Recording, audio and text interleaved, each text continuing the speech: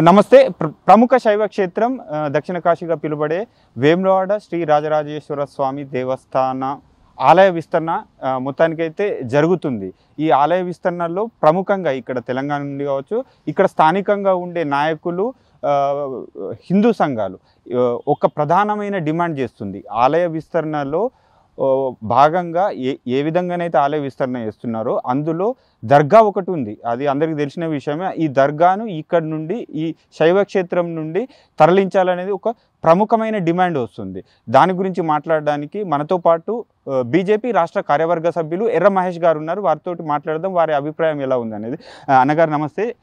చెప్పండి, ఆలయ విస్తరణ అభివృద్ధి ఇందులో భాగంగా దర్గా తరలించాలి, ఇక్కడ నుండి ఈ శైవ క్షేత్రంలో దర్గా ఉండదు అనేది ప్రముఖంగా డిమాండ్ వస్తుంది. మీ అభిప్రాయం ఏమంటారు?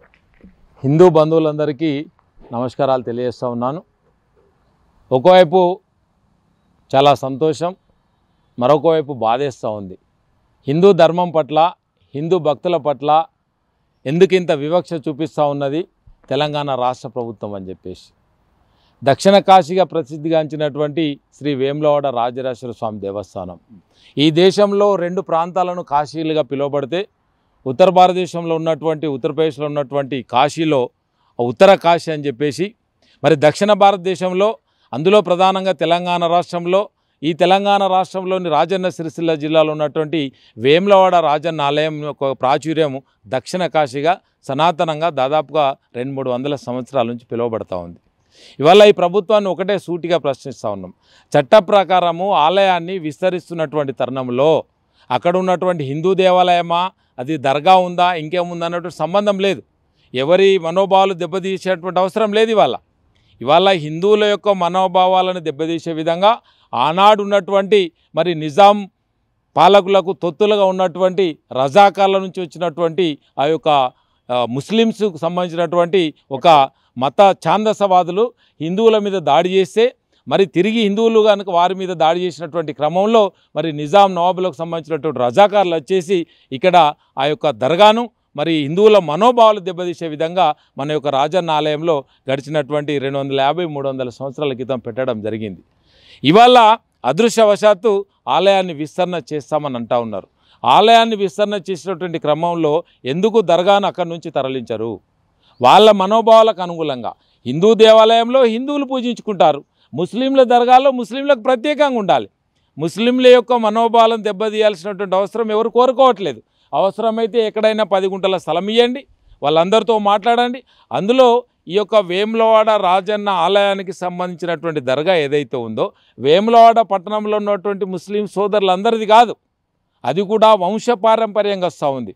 దాదాపుగా వేములవాడలో ఉన్నటువంటి ఒక 10-12 కుటుంబాలకు సంబంధించినటువంటి దర్గా మాత్రమే. దాని నుంచి వచ్చేటువంటి ఆదాయం కానీ, దానికి ఆదాయం కూడా హిందువులు వేసే దర్గాల ఉండిలో వేసే ఆదాయం వస్తూ ఉంది. ఆ ఆదాయాన్ని కూడా పొందేది వేములవాడలో ఉన్నటువంటి ఒక 12-13 కుటుంబాలకు చెందినటువంటి వాళ్ళు మాత్రమే పొందుతూ ఉన్నారు.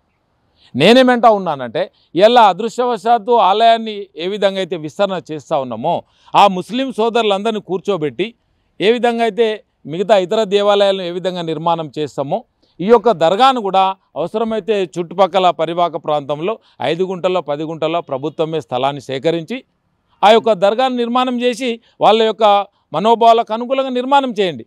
కనుక మన భారతీయ జనతా పార్టీ నుంచి అయినా, వ్యక్తిగతంగా నేనైనా రాజన్న ఆలయంలో ఉన్నటువంటి దర్గాను వెంటనే అక్కడి నుంచి తొలగించాలి. హిందువుల యొక్క లక్షలాది మంది హిందువుల యొక్క మనోభావాలను కాపాడాలని చెప్పేసి ఈ సందర్భంగా మరి ప్రభుత్వాన్ని డిమాండ్ చేస్తూ ఉన్నా. ఈ సందర్భంగా మరి యొక్క హిందువుల యొక్క మనోభావాలను కాపాడాలంటే ఈ రాష్ట్ర ప్రభుత్వానికి కూడా హిందువుల మనోభావాల పట్ల ఉన్నటువంటి చిత్తశుద్ధి ఇప్పుడు తెలుస్తుంది.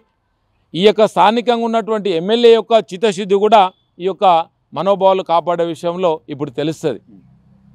ఇలా ఆలయాన్ని విస్తరణ చేసినప్పుడు నిజంగానే హిందూ భక్తుల పట్ల ఈ రాష్ట్ర ప్రభుత్వానికి, స్థానిక ఎమ్మెల్యే కనుక చిత్తశుద్ధి ఉంటే వెంటనే ఆలయ విస్తరణలో భాగంగా ఈ యొక్క దర్గాను తొలగించి హిందువుల మనోభావాలు కాపాడాలి.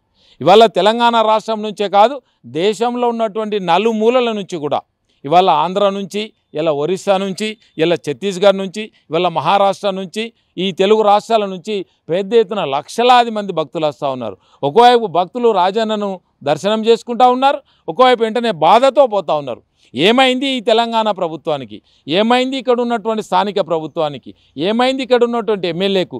ఈ మన హిందూ దేవాలయంలో ఈ ముస్లిమ్స్ యొక్క దర్గా అంటే కూడా దయచేసి ప్రజలారా అర్థం చేసుకోండి, దర్గా అంటే అదేదో దేవుడు కాదు, చచ్చినోని శవం. అది ఒక హిందూ దేవాలయంలో ఒక చనిపోయిన వ్యక్తి యొక్క శవాన్ని సమాధిగా పెడితే ఎంత మేరకు సమంజసం అని చెప్పేసి అడుగుతా ఉన్నాం. ఇవాళ ఇకనైనా కళ్ళు తెరవాలి. గతంలో ఉన్నటువంటి ప్రభుత్వాలకు చిత్తశుద్ధి లేకపోవచ్చు, అది ఈ పార్టీ ప్రభుత్వమో ఆ పార్టీ ప్రభుత్వం సంబంధం లేదు.